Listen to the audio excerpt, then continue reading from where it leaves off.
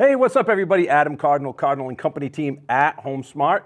We are here with Don Lariviere. Did I do that right? Yes, you did. From House Doctor Home Inspections. House Doctor, the man, the myth, the legend, House Doctor. You want the House Doctor in your house when you're checking out your properties.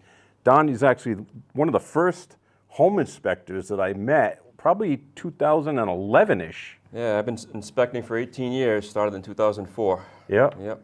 It's been a while.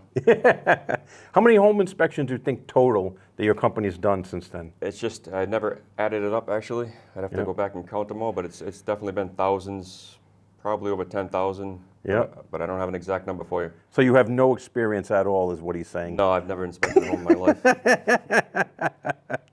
So what made you want to be a home inspector? Like, how'd you get into that? So when I was younger, I started off in a trade school at 15 years old, heating, ventilation, air conditioning, plumbing.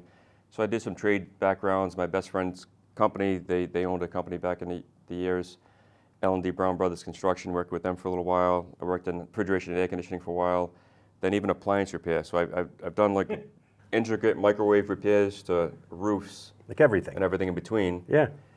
So at the time, in 2003, I was actually working in manufacturing and biotech engineering.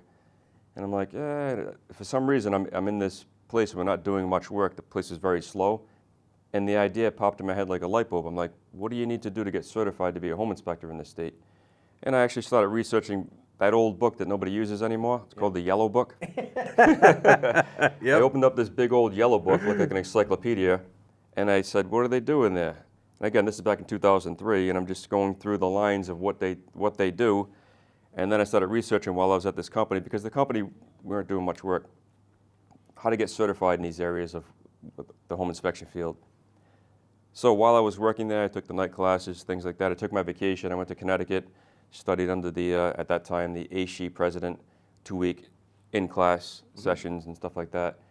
And then I started doing some ride-along with some home inspectors back then that allowed me to ride along with them, so it was pretty cool. And then I started the business. Good journey since then. So, yeah. So that brings up a question. You were talking about looking stuff up and getting into the business. Are home inspectors, now I already know the answer, but I'm going to answer it for you. Are home inspectors required in Rhode Island to be licensed? So we are now. For years we were not. For years it was on the books that they were going to get licensed and they just didn't. So I think it's about 3-4 years ago now we've got licensed. The insurance, I've always had insurance, always had certifications. So the insurance is the requirement now. I'm sure many guys had insurance before, but you cannot have a license without the insurance now. Yeah. So that's a good thing to know. And I like that because of having to get licensed and carry insurance, a lot of the part-timers, the people that were maybe a contractor kind of fell away. The quickest, fastest home inspection I ever had was I had a property listed for sale, and I was representing the seller, and the buyer's agent and the buyer came in with a home inspector with the yellow legal pad.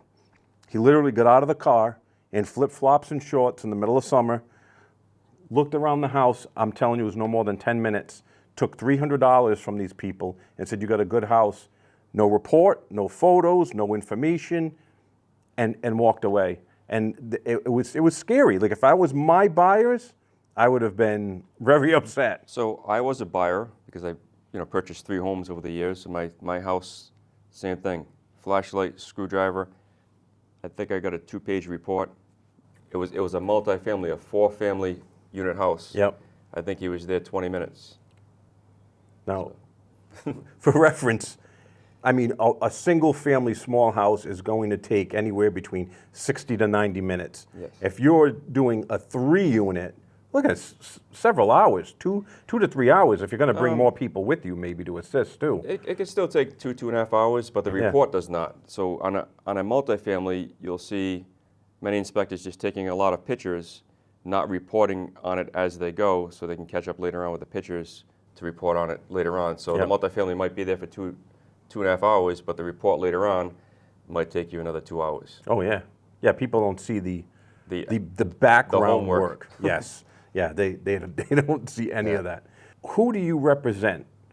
So buyer, seller. You representing the agent that calls and helps schedule the appointment. Who do you actually represent when you go to the property? No matter who refers us, it's great to be referred by people, trusted people that trust you and your business, but you're always working for the buyer.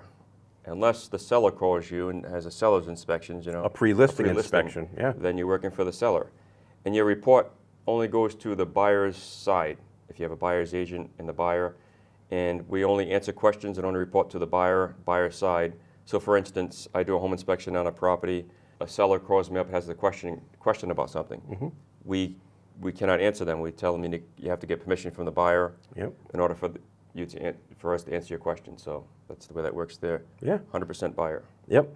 So in that scenario, when the buyer hires you, yeah, you're 100%. But like we were talking about the pre-listing home inspection, so if you're a seller and you want to get ahead of the game, and especially now, right now, prices are still high, there's not a lot of inventory, buyers are being very specific and choosy when they purchase a home, and they want to make sure it's good. So a seller, hire a home inspector, get a pre-listing home inspection, you can knock out your punch list. Now, when the buyer comes in, your home is in great shape and there's less to worry about. And you own it as the seller, you can even pass it along for review.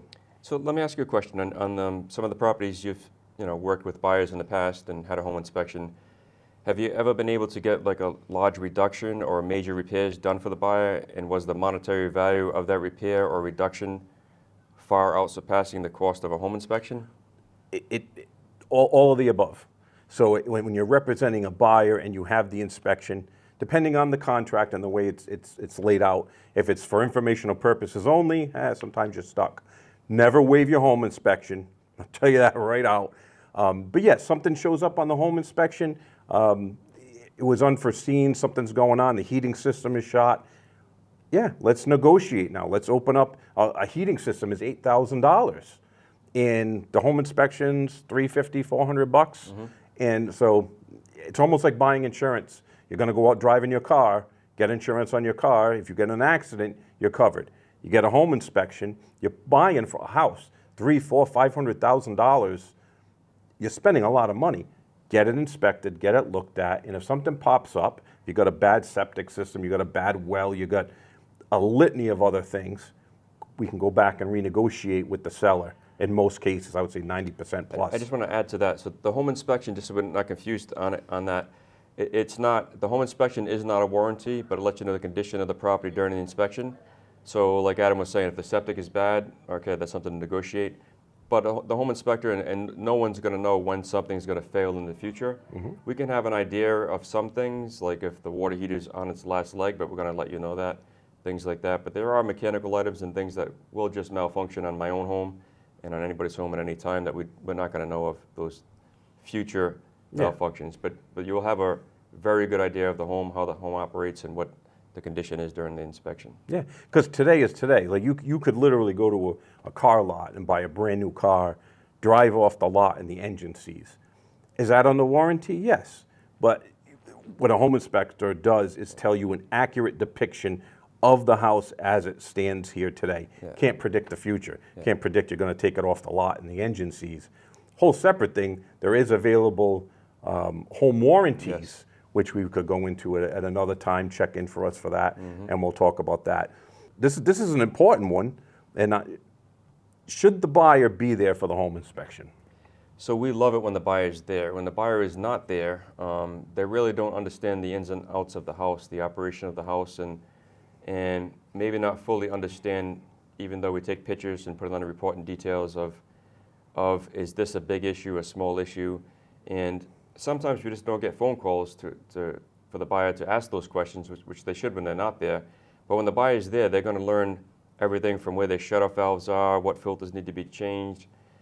Like, for instance, what type of heating system do they have and how much maintenance does that need? Is it a yearly maintenance? Is it every few years? And the little operations of it, how to shut things off, safety switches, safety devices in the house. And some of the things in the report, because the report, when you're looking at the report and you're not there at the house, you're just going to see a sentence and a picture.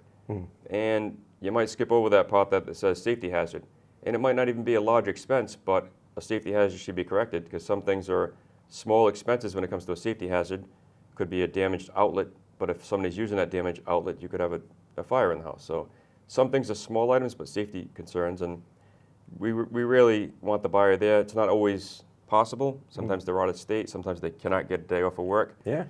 But in those cases, we would really like the buyer to call us after they review their home inspection and walk them through the home inspection. But I also know that you help them with that too. You're an agent that would explain things to the buyer. When you're an experienced agent and you're able to walk around home inspectors and you know about houses and things like that, it's definitely good to also help the buyer through the home inspection process with the report, especially if they can't be there. Yeah, absolutely. And it's about setting realistic expectations too, because there are no perfect homes, right? You've never seen, and it's not a pass-fail. People think, oh, did my house pass? No, there's no pass-fail for the home inspection. Every house is going to have a list. Sometimes it is a bunch of minor things. We really don't know until we go through the house, but you can't go by the look of a house and think, this house is not going to have any problems. Can I jump into an example I had about that? Now, I can't give property addresses and things like that because it's somebody's home, it's personal. There was a house, I'll just give you the town it's in because you're not going to know what house this is, but it was in Situate. Beautiful landscaped yard, the type of yard you don't want to walk on and put a footprint on. So manicured. The house, spotless. You pull up a mini blind, not even any dust on the mini blinds. Perfect, beautiful house. It was a colonial. The house was 10 years old. So, as a home inspector, if you're new, you might look at the outside and say, I don't expect to find much here, but I was already experienced at the time. So I don't even think that anymore. Yeah. I just go through the house the same way every time with a plan. So in this house, it was 10 years old. The house had a crawl space. When you look around the neighborhood, every house was built up on a mound.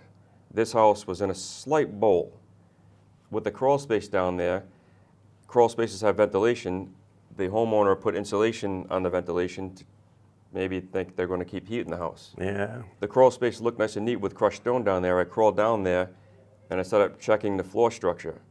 And 80%, this is a 10-year-old home, of the floor structure, even a laminated beam, was deteriorated right through. The house needed a complete floor structure rebuild on a 10-year-old beautiful colonial. So from the eye point, beautiful house, major structural damage. Absolutely, and I see that all the time.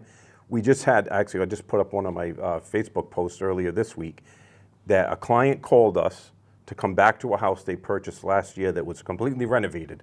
New kitchen, new floors, new windows, heat, everything. Complete renovation, ground up, everything done. And they had it inspected, crawl space, so it made me think of it. And they didn't go with our recommendations. You're on our list. Horrible. Yeah, went with a friend of a friend, said, call this person. It was one of those situations, it was there for half an hour, opened the section for the crawl space, literally stuck his head in like this with a flashlight. Yeah, this all looks good, put it back. Didn't go underneath.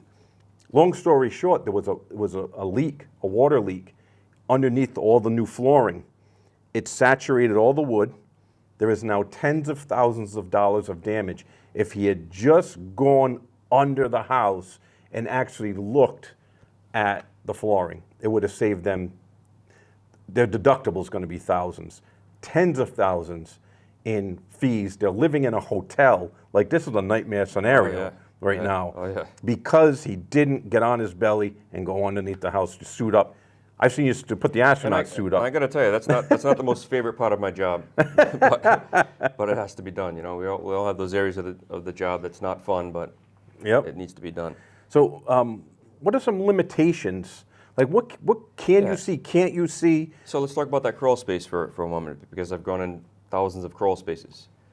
So some crawl spaces, thousands. Yeah, I can get across the entire crawl space. Yeah. Some, you might have the soil on this side kind of going up, and I can't get to the edge. Yeah. Or you have the one where there's the complete rock in the corner. Yeah, so there are areas you cannot see. The home inspector doesn't remove all the insulation, whether it's the attic or the crawl space, so we can't see every inch of the house. So basically the home inspection is going to get you most of the major stuff in the house, but it's not going to, you can't get every square inch of a house. Mm-hmm. You also have houses that have furniture in them. We don't move the furniture. We're not going to take all their furniture in the house, the closets, the couches and TVs. You can't empty the kitchen pantry just to make sure the back of the pantry is good. So there's a limitation on how many outlets you can check. A vacant house is the best for not that every house can be vacant, is the best for the home inspection and the buyer. Yeah. You can see a lot more, items in the house. There are some houses now, there's, I don't know if you guys ever seen hoarders buried alive, the show. Yes, yeah. So the other weird thing is the one house, and again, no address, it was in Situate, it was a hoarders situation. Mm-hmm. But I actually got there on the inspection and actually told the buyers, and I didn't charge anybody, and I said, I can't inspect this house. Yeah. There was literally one pathway to the kitchen sink, one little pathway to the living room, no other door, and the house open, there were the floor to ceiling. Yeah. I tried to look in the basement, and the basement was filled from the back to the front, only this much space between the floor joists. There was no, a home inspector could not inspect that house, so it was uninspectable. So it basically comes down to you can inspect what you can access and what you can see. Yes. So if you, obviously, people would think, oh, home inspector missed X. I was doing a renovation, I started opening up my walls, and they missed that. Well, you got sheetrock on this side, you got sheetrock on this side, you got 2x4s or joists running in the middle. Can't see inside the walls. You can't see, you can't, you're not Superman. No. Yeah. Limited access, visual. And the home inspector doesn't do unusual things in the house. Some people think we're going to we run the heating system, and they say, well, how do you run the heating system? Turn it up. We turn the thermostat on. So not like jumping wires and all this kind of stuff. So Yeah. how does a homeowner run the heating system? They turn the thermostat up. Yeah. Except we're going to know safety features, operation, all that stuff, and is it set up right? Is it controlled right? Is the heating right? But we're going to turn it on just the way a homeowner does, thermostat. Yeah. How do we run a faucet? We turn the faucet on. And I like that when you're testing it, you're testing the systems to an extreme. Any given day in your home, you might not be, one person's taking a shower, someone else may be washing their hands at the kitchen sink. But you go through, you're turning every Everything, faucet yeah. on That's at it. once, Yeah. making sure all the plumbing flows, good- making sure you don't lose yeah. water pressure. Good It's pressure really, you're test, putting and it to an It's extreme. a good functional flow for the sewer line too, because Yeah. you get a ton of water into that one sewer line at the same time. It's not a end all to all things, because you got the sewer lines going to the street, but it's the best test that we can do during a home inspection is to run everything at the same time. Yeah. For the functional flow. So what is the absolute strangest, top of your head, what is the absolute strangest thing that you've ever seen So at a home I've inspection? read that some home inspectors have found human remains in crawl spaces and all that stuff. Yeah. Luckily, I haven't been. Cue the spookies. Yes. Woo, ghost. Luckily, I haven't been that lucky, and I don't ever want to be that lucky. Yeah. And I did see in an attic one time, and I actually counted them because I couldn't believe how many were up there. 27 dead large crows, those big black crows. Really? 27. That's in one insane. attic. Yeah. The second craziest thing I've ever seen was, so bats can get in anybody's house. They're like a mouse. So even on a sealed house, they can squeeze through the ridge vent, mesh, things like that. They can get in there if they want to get in there. But one home, I think it was in Forster, Rhode Island. They call it guano, bat droppings. Yep. So this is It's no good fertilizer. This is no exaggerating. I'm not exaggerating this at all. In the attic, probably from where Adam's chair is here, from where your chair is here, Yep. there was a mound of guano from here up to the peak of the roof. There were so many bats in that attic that I couldn't go in it because I was a little worried about myself getting hurt up there. Yeah. So I have no idea how many bats were in that attic, but it had to be, I would assume hundreds, maybe. Yeah. I have no They had idea. bats in the belfry. Like, who's buying that house? Yeah. So that was a crazy thing. Yeah. And when I opened up the hatch, they were like flapping all around. It was almost like one of those bat caves you see. It's So Batman. that was. You found Batman's hidden lair. So I go in in the most attic. attics. In that attic, I had to disclose to the buyer, Yeah. I cannot, for my own safety, go in this attic. I had one time a bird's nest, and you think, bird's nest. No, this wasn't. This was a bird's nest, a hay bale size big bird from Sesame Street walking up to get onto this bird's nest in a little tiny, like old-fashioned colonial in Cranston. Like don't think a big grand colonial, but like the older styles, like the late 1800s, the smaller boxy Where ones. was the nest? It was in the attic. In the attic. There was an open in the vent that was just open, was broken in, and I don't know what made that. Yep. I don't want to meet it. It's a big nest. Birds, squirrels, raccoons, insects, mice, rats, termites, carpet rats, they all want in your home, and they don't want to pay rent. When it came out of there, it was the contractor trash bags, the big black ones. It was 2.5 of them. Yeah. That's how much stuff was was up there. Yeah, nice. If you were to give advice to any home buyer, or say it's a family or it's a friend, and just off the top of your head, what is the number one tip you would give that home buyer, or even a home seller, whatever your number one tip is in regards to what you should do when buying or selling a home? One tip, Top tip. get a home inspection. There it is. Get a qualified home inspector. Yes. Insurance, he's certified, he's got the training, he's got the history behind him. Absolutely. 100%. Thank you very much. Thank you, Adam Cardinal, Cardinal and Company team at HomeSmart. Don, how are they going to contact you? Phone number, email address, website? Yeah, we have a website, housedoctorri.com. Our phone number is 401-597-0050. You can reach me on my email. It's house.dctrri@gmail.com. Or you can hire Adam as your realtor, and you can refer a house doctor home inspection. That's the easier way to go. And you guys are on, people want to see some videos, you're on Instagram, you're on Facebook, all that good stuff too. So this will end up being in there. I think that's it. Yeah. All right. Sounds Thanks, good. Thank you so much. Thank you. Hey guys, if you're looking to sell or buy NRI, I'm your guy, Adam Cardinal, Cardinal and Company team at HomeSmart. We'll see you next time. Bye-bye.